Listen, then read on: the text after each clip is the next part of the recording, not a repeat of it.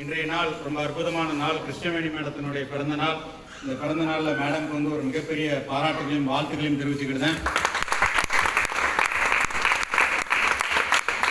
Madam வந்து எங்களுடைய குடும்பத்தில் கிட்டத்தட்ட 10 ஆண்டுகளாக பயணம் பண்ணிட்டு இருக்கிறாங்க.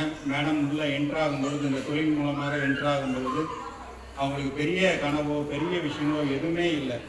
அவங்களோட பொருளாதார நிலையும் ஆரோக்கியத்தையும் மேம்படுத்துறதுக்காக அந்த தொழில் வாய்ப்பில் இணைஞ்சாங்க. தொடர்ந்து நம்மளுடைய அணியில் கிடைக்கக்கூடிய பயிற்சிகள் ஒன்றையும் கலந்துக்கிட்டாங்க.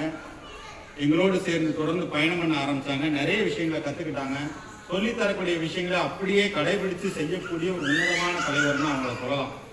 ஏன்னா நான் என்னெல்லாம் வந்து சொல்கிறேனோ, ட்ரீம் நோட் எழுதுங்கன்னா ட்ரீம் நோட் எழுதிடுவாங்க. ட்ரீம் நோட்டை பிக்சரைஸ் பண்ணுங்கன்னா பிக்சரைஸ் பண்ணிடுவாங்க.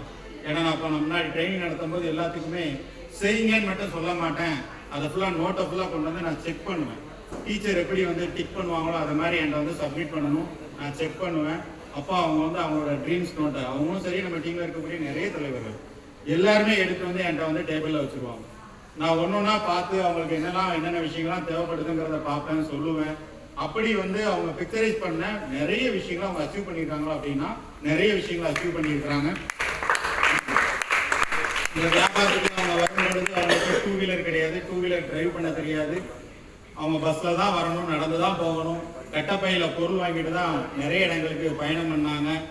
அவங்களுக்கு முதல்ல ஹோம் மீட்டிங் நடத்த போகணும் அப்படின்னு சொல்லியாச்சுன்னா, என் மிஸ்ஸஸ் நான் வேறு யாருக்குமே ஃபீல்டு ஒர்க் கூட்டு போனது கிடையாது. முதல் முறையாக அவங்களுக்கு ஹோம் மீட்டிங் நடத்துறதுக்காக மட்டும்தான் என் வீட்டம்மாவை கூட்டு போனேன். அப்புறம் நான் அவங்களுக்கு லோக்கலெல்லாம் நான் ஃபீல்டு ஒர்க் போகும் பொழுது, லோக்கல் சிட்டிக்குள்ளே வந்து நான் கார் எடுத்துகிட்டு போக முடியாது. நான் பைக்கில் போவேன். அவங்க பைக்கில் ஏறுங்கன்னா ஏற மாட்டாங்க. அவங்க முன்னாடி நடந்து போவாங்க. இங்கேருந்து அந்த தெரு முக்கில் போய் நிற்க சார்பாங்க. சரி போவாங்கன்னு நான் நிற்கணும். அவங்க முக்குக்கு போனதுக்கப்புறம் அந்த முக்கில் போய் நிற்கணும். அப்புறம் அந்த பச்சை கலர் வீட்டுக்கிட்ட வந்துருங்க சார்பாங்க. அப்புறம் அங்கே போய் நிற்கணும். இப்படி இடம் சொல்லி தான் அவங்க வந்து என்னை கூட்டிகிட்டு போவாங்க. இப்படி அவங்களுக்காக நாங்கள் வந்து ஃபீல்ட் ஒர்க் பண்ண இடங்கள் எவ்வளவோ இடங்களுக்கு பயணம் பண்ணியிருக்கிறோம். டீமில் வந்து கம்ப்ளீட்டடாக அவங்க டீமில் எவ்வளோ மக்கள் இருக்காங்களோ அவ்வளோ பேரையும் மந்த் க்ளோசிங்கில் எவ்வளோ பாயிண்ட்ஸ் நடந்திருக்கோ அவ்வளோ டோட்டல் டீமை எழுதிடுவாங்க. மறு மாதம் அவங்களுக்கு யாருக்கெல்லாம் நம்ம பில் பண்ண போகிறோம், யாருக்கு ஜாயினிங் எடுக்க போகிறோம், யாருக்கு ஃபாஸ்ட் ஆகிட்டு, யாரை 12% முடிக்க போகிறோம் அப்படின்னு சொல்லி அந்த டீமினுடைய டோட்டல் ரிவ்யூ.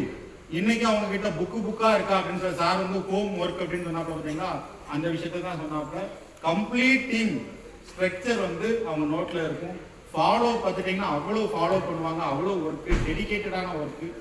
ஸோ அதுக்கு எல்லாத்துக்குமே விலை கிடைச்சதா அப்படின்னு சொல்லியாச்சுன்னா ஒன்றாக அவங்க ஒவ்வொரு லெவலாக அச்சீவ் பண்ணி வந்தாங்க.